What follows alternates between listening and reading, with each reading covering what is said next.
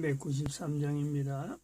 우리들의 싸울 것은 혈기 아니요 우리들의 싸울 것은 육체 아니요 마귀 관계 힘써 싸워 깨쳐버리고 죽을 영혼 살릴 것일세. 일심으로서 힘써 나가세.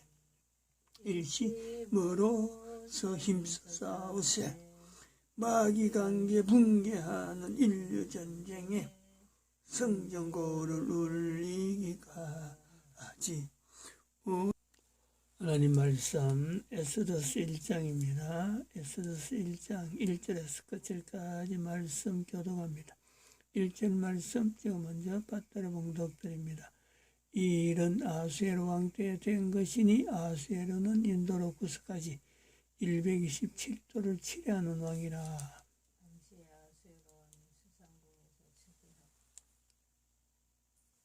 너희가 하나님의 성전인 것과 하나님의 성령이 너희 안에 거하시는 것을 알지 못하느냐.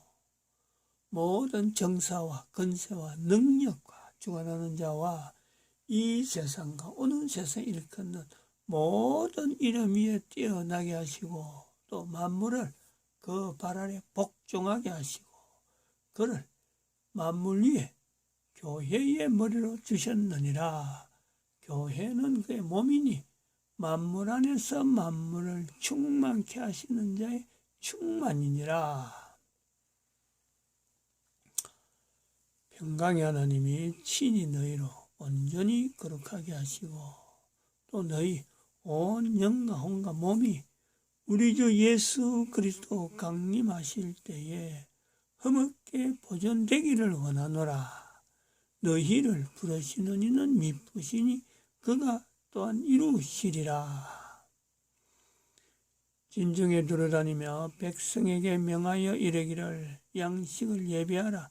3일 안에 너희가 이 요단을 건너 너희 하나님 여호와께서 너희에게 주사 얻게 하시는 땅을 얻기 위하여 들어갈 것임이니라 하라. 항상 우리를 그리스도 안에서 이기게 하시고 우리로 말미암아 각처에서 그리스도를 아는 냄새를 나타내시는 하나님께 감사하노라.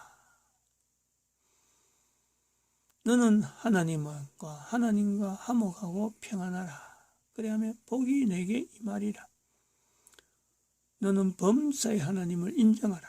그리하면 내 길을 지도하시리라. 항상 우리를 그리스도 안에서 이기게 하시고 우리로 말미암아 각처에서 그리스도를 아는 냄새를 나타내시는 하나님께 감사하노라. 각처에서 그리스도를 아는 냄새를 나타내시는 하나님께 감사하노라. 사도 바울의 표현이죠. 각처에서 고린도 후서에 있는 말씀으로 그리스도를 아는 냄새를 나타낸다. 그것을 또 하나님이 하신다. 고린도에 있는 성도들을 통해서 예수 그리스도 아는 냄새를 나타낸다. 그런 것을 하나님이 하신다. 당시의 사람들에게 일반적으로 이 말이 들려지면은 믿을 수 있는 표현이냐? 절대로 거부하죠. 절대적으로 거부하는데 무슨 그야말로 그 말 자체를 우리는 성경에 있는 말씀으로 지금 우리가 신앙 고백을 하는데 그런 엉터리가 어디 있냐? 그거는 그런 것을 기록해 놨다면 그 책은 엉터리다. 이렇게 되는 거예요. 에스더서의 위치도 아마 그런 것이 아닌가 합니다. 하나님에 대한 표현이 없는 에스더입니다. 에스더에서는 하나님을 나타내지 않고 있습니다. 그런데 여기는 하나님에 대한 신앙이 처음부터 끝까지 아주 에스더 성경 안에는 처음부터 끝까지 이 내용이 아주 그야말로 뼛속 깊이 있다 그럴까. 하나님이 함께 하심에 대한, 임마누엘에 대한, 혹은 하나님이 어디로 가든지 그리스도하는 냄새를 나타내시는 그 역사와 마찬가지로 이 불임절 사건은 필연적으로 나타나는 페르시아 바사 메대 왕국에서 이 불임절 사건은 필연적으로 나올 수밖에 없는 내용이라 하는 내용이요. 에스더 성경에 처음부터 끝까지 아주 깊게 들어있습니다. 우리는 이 에스더서를 통해서 대한민국의 현재 상황, 에스더서부터 시작해서 대한민국까지 하면요, 거의 현재 지금 대한민국 2021년 하면은 거의 2500년이 2500년. 2500년의 간격을 두면서 대한민국의 불임절 사건이 나올 수밖에 없는 상황. 그래, 그걸 보는 거예요. 그걸 지금 현재 어디서 찾느냐. 대한민국에 어떻게 불임절이라는 이 사건이 나타날 수밖에 없는 상황을 보느냐.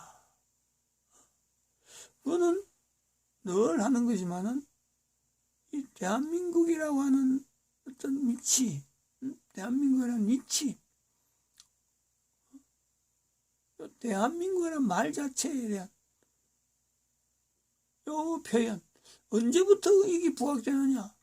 이 대한민국 망했다라고 하는 이 표현이 2019년 10월 3일부터 나오는 모든 대한민국 사람들이 알아들을 수 있는 광화문 집회에서부터 나오는 거예요. 근데 이 말이 대한민국 건국이 벌써 70년 지난 동안에 얼마나 많은 사람이 있었습니까? 수도 없이 많이 있었는데 왜 해필이면 2019년 10월 3일로 특정하느냐 이거지. 응? 그것은 바로 하나님께서 대한민국 망했다라고 하는 이 표현을 정광훈 목사를 통해서 썼다, 사용했다. 하나님이 대한민국이라는 이 언어를 사용했다. 이거를요 2019년 10월 3일부터 사용한 것에 대한 내용을 2020년 2월 20일에 개인이 이 부분을 붙잡는 거예요. 그냥 2019년 10월 4일부터요 지금 4개월이 지났잖아요. 4개월이. 그냥 쓰던 일반적으로 누구든지 대한민국 왕했다고 미국도 봤잖아요. 자꾸 팜플렛을 통해서 항상 이 말이 포스터를 해갖고 이런 거 A4 용지에 찌라시 형태로 해갖고 막 돌아다니던 표현인데 2020년 2월 21일에서 비로소 이 표현을 하나님이 쓰신 것에 대해서 개인이 이 말씀을 쓴 것에 대한 거는 2012년부터 인류 종말 시대를 선포하던 개인이 이거 연결성이 있다. 연결성이 있다는 거예요. 다시 말하면 인류를 향해서 인류가 종말 시대가 되어진 것에 대한 건 2012년부터인데 인류를 향해서 하나님께서 대한민국을 통해서 인류에게 선포해야 되는, 나타내야 될 어떤 위치 때문에 대한민국이 이렇게 하나님이 쓰시는구나 하는 것을 개인적으로 받아들이는 거예요. 개인이. 그래가지고 그전부터 준비하던 국가 역사 정체성에 각 국가마다 있는 국가 단위의 역사를 각 국가 단위로 임마누엘을 고백할 수 있도록 하는 복음이, 이거 자체가 복음이 돼야 될 어떤 당위성을요, 이런 구조, 인류에서 대한민국에서 대한민국 교회, 대한민국 교회가 지금 임마누엘을 전 세계에 알려야 될 그 나라 국가 역사 정체성을 확인해야 되고 검증해야 되고, 그 나라 국가 역사 정체성 역사 안에 있는 임마누엘의 내용을 끄집어서 국민들에게, 개개인의 국민들에게 임마누엘을 고백하게 만드는 사명이 대한민국 교회에 있다. 이 내용을요 전염병이 난무하고 전염병을 갖고 교회를 막 핍박하는 이 정부, 대한민국 정부의 사태, 이런 정황이 쭉 넘어오는 현재 2021년 11월 지금 현재 10일이죠. 11월 10일. 현재 이런 흐름이 지금 1년 이상, 2년 가까이에 2019년부터 하면 뭐 2년이죠, 2년. 정확하게 2년이 넘었잖아요. 이런 흐름이 지내오고 있다는 거죠. 그러면서 대한민국 국민들에게 뭘 요구했느냐. 국민들에게 교회가 임마누엘을 이렇게 나타내야 될 어떤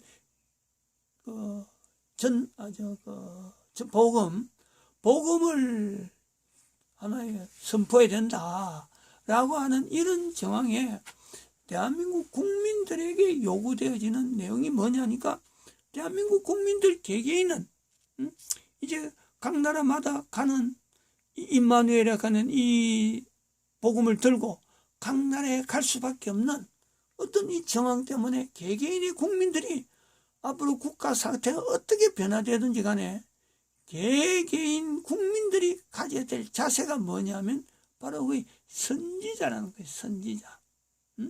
우리 국민들에게는 대한민국이라는 이 호칭이 주어지는 이 호칭의 국민들은 전 세계 인류 가운데 선지자라고 하는 위치를 본인이 싫어하든 거부하든 간에 바라든 간에 요 호칭이 있는 선지자라고 하는 위치 때문에 인류와 더불어서 인류 속에서 자기가 가고 있는 국가의 그 역사에 국가 역사에 임마누엘을 나타내야 될 분명한 위치가요 있다. 대한민국 교회는 이것을 복음화 만드는 내용에 하나 있으면 그 복음화 되어진 내용을 가지고 각 국가 단위에 그 역사에 대한 것은 국민 개개인이 그 국가 속에서 오래 생활해야 그 국가의 역사를 알게 됩니다.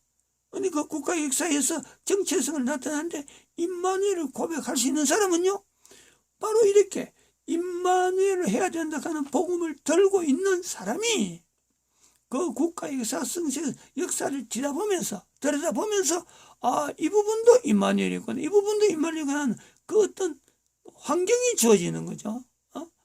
전도하러 갔다가 선교하러 갔다고 했어요. 이게 주어지는 게 아니에요. 그 개인이 그 국가에 살아서 그 국가 역사를 어느 정도 들여다볼 수 있을 때 이 부분이 나옵니다. 그래서 이 교회가 선교해라, 교회가 전도해라는 것이 아니고 이 내용은 국민들이 전 세계에 흩어질 것이다. 이게 대한민국 국민들에게 주어져 있는 인류 종말 시대에 대한민국 망했다는 말씀 앞에 대한민국 국민들이 전 세계 가운데 영향을 미치는 하나의 패턴이 대한민국이 흩어질 수 있는 역사가 있다.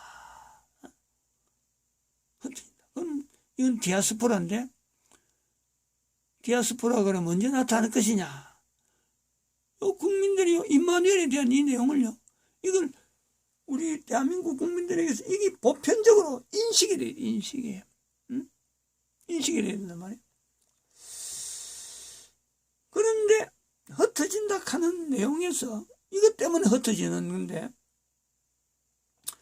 유대인들이 디아스포라를 생각해가지고 나라가 그러면 참 그야말로 망했다는 것 때문에 나라가 없는 내용으로 흩어질 것이냐 이 부분이 있죠. 요걸 우리가 생각해야 됩니다. 나라 없이 흩어지면은 사실 이것을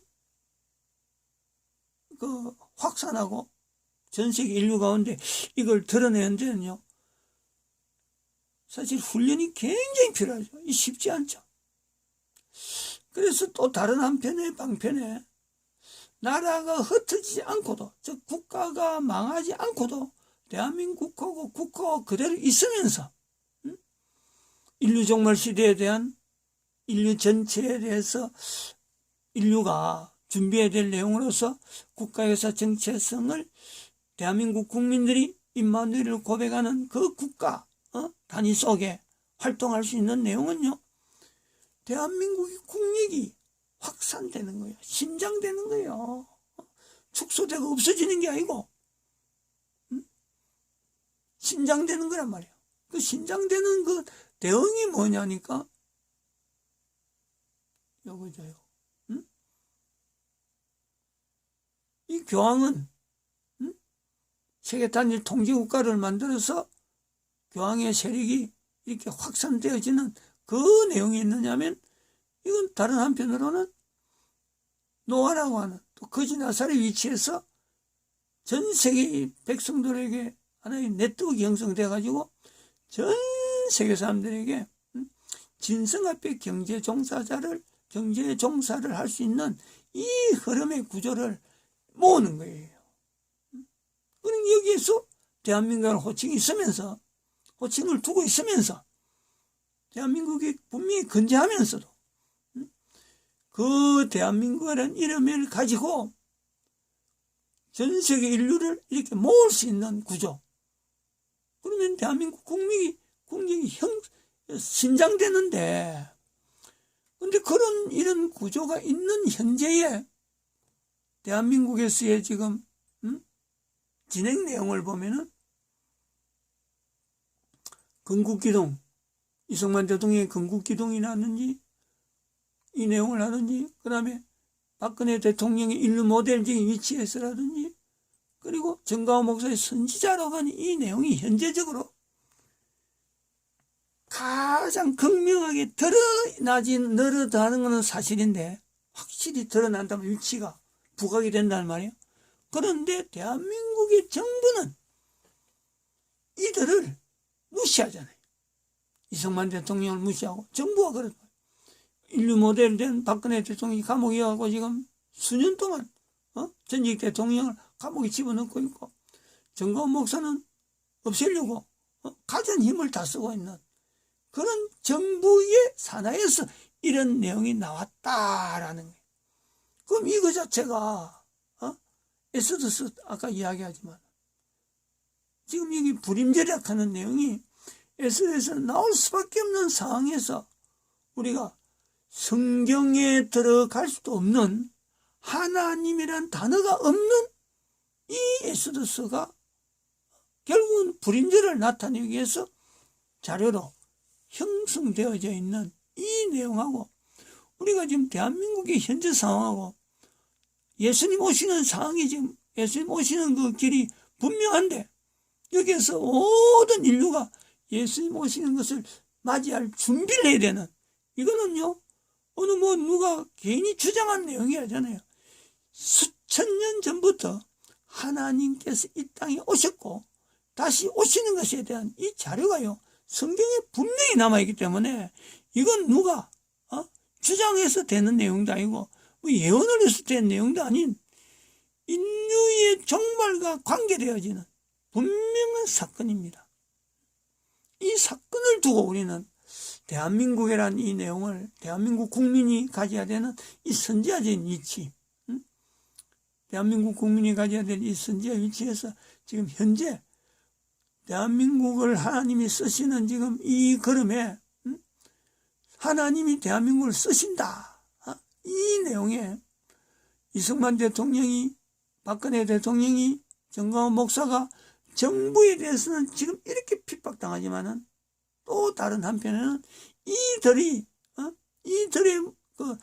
걸음을 통해서 대한민국 국민들이 선지자가 되어야 될 그 요소는요 더욱더 명확해지는 거예요.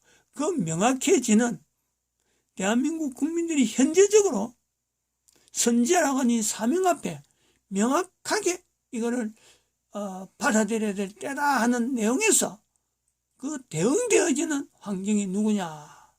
바로 이 교황이죠, 교황. 이 교황제도가 있다는 거예요. 교황제도가 사탄이라. 이봐 동성애자들을 하나님의 자녀라 이렇게 호칭하는 거예요. 누가? 이가. 왜? 자기가 하나님의 자리에 있기 때문에. 동성애자도 자기가 지정하는 하나의 부류의 자기의 추종자죠. 이도 동성애니까, 동성애자니까. 그러니까 동성애자들도 하나님의 자녀라 하고 자기가 도장을 찍어주는 거예요. 이 말의 의미를 알아야 됩니다. 내가 하나님의 자리에 있기 때문에 동성애자들도 하나님의 자녀다. 그러면 다른 모든 인간들도 하나님이 자녀인 내 밑으로 돌아온다. 그건 똑같으니까.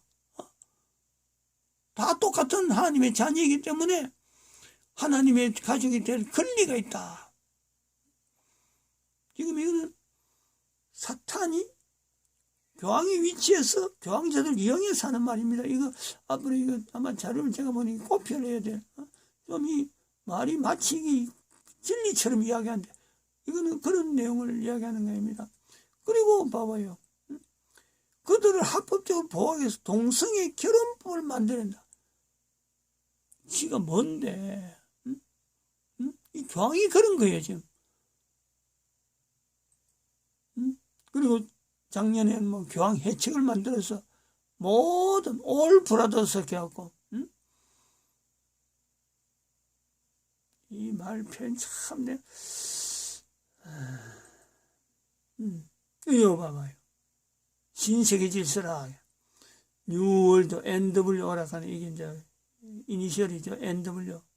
그래 뭐 종교 통합한데 봐봐요. 캐톨릭 중심으로 캐톨릭 중심. 다른 종교는 다 없애겠다 이 말이야. 종교 통합이란 말을 하지만은 요 말 속에 종교 통합이라는 말 속에 이들이 하려고 하는 흐름은 그렇습니다. 여기 열하고 종교 통합이라고 자기들은 지금 요 위치에 있겠다는 건데 다른 사람들은 다른 종교는 다 죽이겠다 이 말이에요. 캐톨릭이 아닌 모든 종교는 다 죽이겠다. 즉 교황을 사탄으로 인식하면서도 교황을 참 하나님으로 저들이 저끼리 부르는 그런 사람 아니면은 다 죽이겠다 이 말이에요. 지금 나오는 사태가 지금 대한민국에도 백신이나 뭐 이런 여러 가지 내용을 통해서 나라를 망치잖아요. 정부가 스스로 나라를 망치는 정책을 쓰는 세계 유일의 나라가 지금 대한민국입니다. 대한민국. 요 내용을 우리가 알아야 돼요. 요 내용을 파악을 해야 된단 말이에요. 대한민국의 현재 위치가 어떤 위치냐. 전 세계 가운데서 흐름은 큰 외형적으로 드러나는 흐름은 이건데 하나님께서 지금 대한민국을 준비시키는 내용은요. 요 내용이요. 요 기능을 대한민국 해라. 그런 내용이 지금 대한민국 망했다는 내용이에요. 들어있단 말이에요. 그래서 어제도 우리가 봤지만은 대한민국 국민들의 그 특징 이래가지고 대한민국에 좀 오랫동안 있어봤던 사람이 고려 역사를 통해서 대한민국 국민들의 역사를 현재 특징을 이렇게 비교한 내용을 들어봤는데 대한민국 국민들 들으면요 그럴듯하죠. 그러나 우리가 놓치는 것은 그런 그럴듯한 속에서 하나님께서 역사하셨다. 하나님께서 대한민국 역사에 역사를 하셨다. 국민들에게 국민성이 저렇게 특징적으로 나올 수 있는 것은 하나님이 대한민국 국가의 역사를 통해서 오래된 국가 역사를 통해서 또 여기 지형적으로 또 여기에 흐르는 수많은 문화적인 여러 가지 흐름을 통해서요. 하나님께서 오래전부터 준비해놓은 특징 있는 요소가 나타날 수 있도록 전 세계 어느 국민들에게도 주어지지 않는 선지자적인 기능을 나타내기 위해서 하나님께서 준비하셨다. 이 고백이 나와야 되는 이 고백이. 그래서 오늘은 사실은 요걸 또 들려주려고 했는데 시간이 지금 안 됩니다. 이게 요거 전 천재로 칭송받던 유대인 심리학자가 20년 동안 한국인을 관찰하고 내린 결론. 유대인이 보는 거잖아요. 요거는 상당히 의미가 있는 거 아니에요. 미국인이 보는 내용의 대한민국의 특징. 그리고 유대인 심리학자가 한국인에 대해서 내린 결론. 상당히 두 자료가요. 상당히 어떤 의미가 있어요. 그래서 오늘은 이걸 하려고 하는데 이 8분짜리니까 지금 시간이 안 됩니다. 한번 할까요? 한번 해봅시다. 해가지고 끝을 내가 보죠. 여러분께서는 이중 몇 가지나 해당되시나요? 놀이공원에 가면 자유이용권을 끊은 후 하루 종일 전투하듯 놀이기구를 타고 불꽃놀이까지 봐야 직성이 풀린다. 해외여행을 할 때 시간이 아까워서 새벽에 일어나고 밤늦게 잠든다. IQ 120은 평균이라 생각한다. 전 세계 인구 0.1%에 불과하지만 노벨상 수상의 24%를 차지하는 유태인. 똑똑하고 부지런하기로 유명한 그들이 주목하는 나라가 있습니다. 수많은 유태인 인지심리학자들과 교류해온 인지심리학자 김경일 교수는 지구상에 그들의 영향력이 닿지 않는 곳이 없다고 말해도 과언이 아닐 정도로 막강한 파워를 행사하는 유태인들이 유일하게 별다른 힘을 쓰지 못하는 나라가 바로 한국과 북한이라고 말하는데요. 한국인들, 그들은 대체 어떤 존재길래 유태인들마저 주목하며 연구하고 있는 걸까요? 1970년 초에 한국인은 극동의 유태인이라고 말한 학자가 있습니다. 해방 당시 미 군정청에 근무했으며 주한 미 대사관 고문직도 맡았던 비노커 박사입니다. 그는 한국인은 유태인처럼 단일 민족이며 아시아 인종에서 소수 민족이기 때문에 세계 어느 곳에서 살든 그곳 주민과 동화되지 않고 한국인으로 머물러 있다고 말했는데요. 지정학적으로 인근에 있는 중국이나 일본도 아닌 유태인과 비교하다니 당시로서는 양국 모두 고개를 갸웃하게 되는 분석이었을 겁니다. 또한 과거 생활 양식도 매우 비슷했다고 합니다. 삽이나 호미 같은 도구로 땅을 경작하는 농경 문화나 초상을 치를 때 향을 피우고 베옷을 입고 곡을 하는 것, 향이 강하고 매운 음식을 즐겨 먹는 식습관 등이 비슷하다고 하는데요. 이스라엘 사람들은 한민족처럼 흰옷 입는 걸 좋아해 백의 민족이라고 불린다고 합니다. 또한 1879년 일본 요코하마 세이분사에서 간행한 맥 레오드의 조선과 이스라엘의 잊혀진 열 부족들이라는 책은 조선의 생활상과 한민족에 대해 자세히 서술하고 있는데요. 이 책에는 한국인이야말로 성서에 나오는 아브라함의 진정한 후손들이라며 고대 조선의 원주민들은 노아의 홍수에 등장하는 그의 셋째 아들의 후손들이며 시조인 단군은 셈족 계통으로 이스라엘 사람을 닮았다고 적혀있죠. 오래전에 쓰여진 책이기 때문에 왜곡이 있겠지만 한국을 향한 유태인 학자들의 관심은 의아할 정도인데요. 몇백 년 전부터 시작된 유태인들의 한국인 연구는 최근 인지심리학 분야에서 이어지고 있습니다. 유태인 인지심리학자들이 20년 정도 한국인을 관찰하며 연구하다 보니 다른 민족 대비 두드러지는 두 가지 사실을 발견했다고 하는데요. 첫째, 한국인이 전 세계에서 IQ가 가장 높다는 사실입니다. IQ 검사를 하는 초등학교 시절을 잠시 떠올려 보시죠.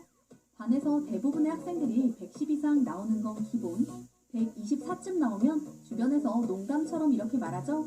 너 공부로는 안 되겠다 라고요. 110 이하가 나오면 대참사가 벌어진 것처럼 결과지를 뚫어져라 들여다보는 친구들도 있었는데요. 대부분 공감하실 겁니다. 그런데 놀랍게도 노벨상 수상자들의 평균 IQ는 125 수준. 물론 IQ만으로 지능과 능력을 일반화할 수는 없지만 한국인들은 전반적으로 똑똑하다는 사실을 부정할 수는 없을 것 같습니다. 둘째, 전 세계에서 가장 부지런하다는 사실입니다. 한국 사람들의 특징이라 할 수 있는 뭐든 열심히를 유태인 학자들이 알아차린 것인데요. 한국 내에서는 모두 다 열심히 하는 분위기이다 보니 티가 나지 않지만 해외 어디에서든 한국인들은 부지런함으로 손꼽히죠.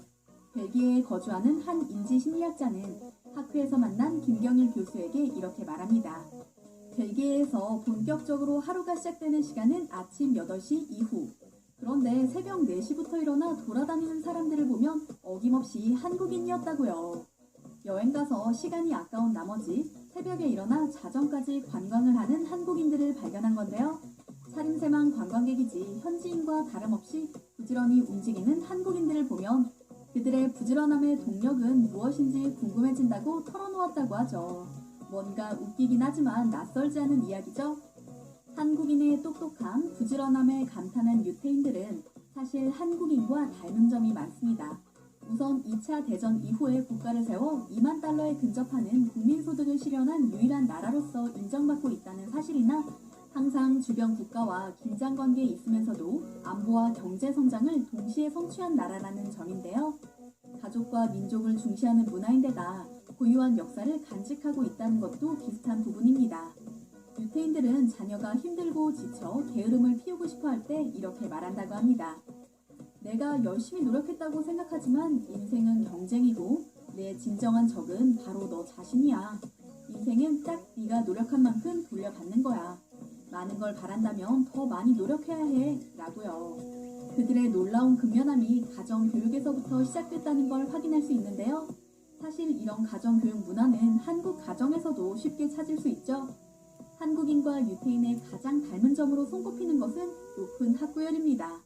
미국인의 30% 정도가 대학을 졸업하는 데 비해 미국 내 유태인의 55% 정도가 대학 교육과정을 마쳤으며 대학원 진학률은 미국인 평균에 비해 6배나 높거든요.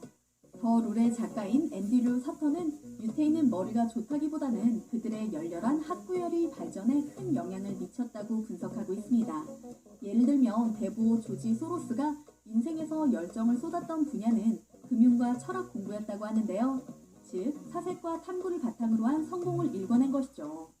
이처럼 학구열을 바탕으로 미국 내 금융 및 전문기술 분야의 상위를 차지하며 미국 주류 사회를 이끌어가는 유태인들의 모습은 최근 미국 내 한국인들 사이에서 발견되고 있는데요. 미국 명문대 졸업식 대표 연설을 요즘 부쩍 한국인들이 하고 있다는 사실은 그 증거 중 하나라고 볼 수 있을 겁니다. 한국인 배우와 감독들이 할리우드에서 활약하며 연일 수상 기록을 세우고 있는 것도 마찬가지 맥락이고요. 유태인들 사이에서 한국인의 높은 인기는 비단 인지심리학 분야뿐만이 아닙니다. 미국 시카고 출신의 만화가 올리 콤파는 러시아계 유태인 출신인데요. 그는 친구의 추천으로 우연히 한국 드라마 불멸의 이순신을 보고 난 후 이순신 장군에게 푹 빠져버립니다. 그 이유를 묻자 제가 유태인이기 때문에 이순신 장군의 생애에 더 몰입을 했을지도 모릅니다. 우리에겐 왜 저런 헌신적인 지도자가 없었을까 하고 생각했으니까요. 라고 답합니다. 이순신에 대한 연구를 시작한 그는 영어로 쓰여진 난중일기와 임진장초, 징비록 등 임진왜란과 이순신에 대한 역사서를 구해 읽었으며 한국에도 여러 차례 방문해 역사학자들의 도움을 받고 이순신 해전이 벌어진 장소를 직접 찾아갔죠. 그리고 4년이 넘는 제작 기간을 거쳐 이순신의 생애에 대한 만화를 완성시켰는데요. 초기에는 출판을 해주겠다는 출판사가 없어 콤판 자신이 직접 만화책을 찍었다고 합니다. 그리고 그 책을 들고 미국 전역의 만화 전시회장에서 이순신에 대해 소개했죠. 미국에서 특별한 판매 채널이 없었는데도 그의 작품은 4만 5천 부 이상 팔리는 성과를 거뒀는데요. 올리 콤파는 이순신이 한국뿐 아니라 전 세계에 영감을 주는 상징이 될 것이라고 믿으며 앞으로도 한국의 위대한 영웅을 세계에 알리기 위해 노력할 것이라 밝혔습니다. 또한 이 책을 출판하는 과정에서 자신을 도와준 한국인들이 역경을 맞설 수 있는 힘을 줬다며 이순신 장군은 미국에서 많은 사람들의 존경을 받는 메가더 장군과 비교를 할 수 없을 정도로 뛰어난 인물이라며 알렉산더 대왕과도 비교가 어렵다고 답했죠. 한국에 푹 빠진 유태인들의 이야기를 살펴보니 참 흥미롭습니다. 전 세계를 정복한 유태인들